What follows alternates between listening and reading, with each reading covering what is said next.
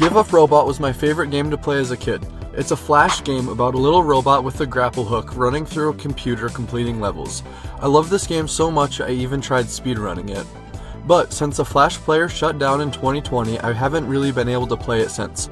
That's why I decided to remake Give Up Robot, but took it a step further and I made it 3D. I'm not sure how popular this game was, but if you've never heard of it, there are a few main mechanics. The first one is the grapple hook. The robot has a grapple hook that shoots out of a fixed angle and you cannot control where it shoots. You can only shoot it.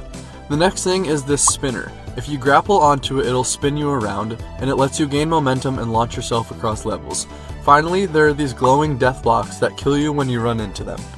With all that in mind, the first thing I created was the player. I modeled this robot, taking inspiration from the original robot in the 2D game, then I put it into Unity.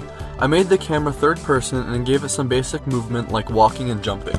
After that, the next thing I wanted to start working on was the grapple hook. I started by creating the fixed angle that it shoots out of, and I created this little red ball that shows where it's going to shoot. Then, after a few hours of getting frustrated at ChatGPT, I was able to make the grapple hook attach to a block and pull you closer. I also created this little bit of an aim assist system that lets you not need to be directly looking at the block to be able to lock onto it. Then I created the hook that actually gets sent out and a little animation for it moving.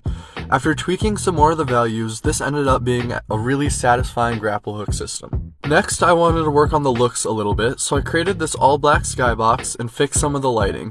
Then I made this pixel sprite that is just like the original game, and I put it onto the blocks.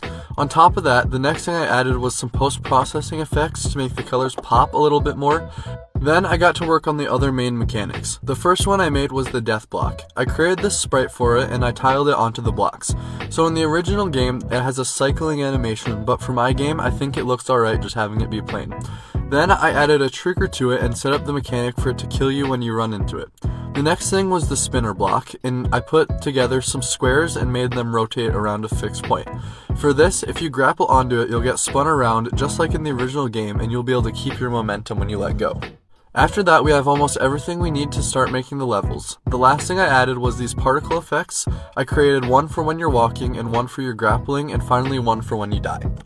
With all that done, I started working on the levels. This was actually a really time-consuming and difficult process because I didn't know how closely I should make them to the original game.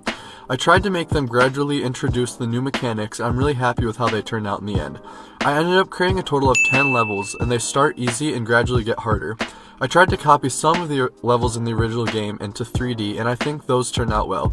With my game, you'll be able to see all 10 levels from the start, but I think this would work out because you wouldn't be able to grapple between them.